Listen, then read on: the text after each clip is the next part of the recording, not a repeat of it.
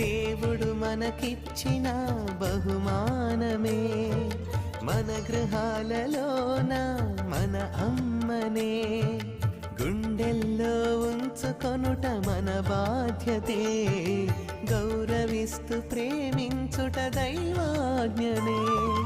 మన లోపాలను కడుపులో దాచుకుంటూ తన కడుపే చూసుకోదే,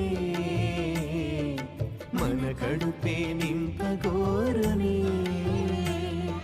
ప్రేమించే అమ్మనిచ్చిన దేవునికే స్తుతి స్తోత్రమే. ఎవరైనా ఈ లోకములో జన్మనే పొంది అడుగే వేయాలంటే అమ్మే ఒక వరమే. ఇది దేవుని అద్భుతమే, అమ్మే ఒక వరమే. ఇది దేవుని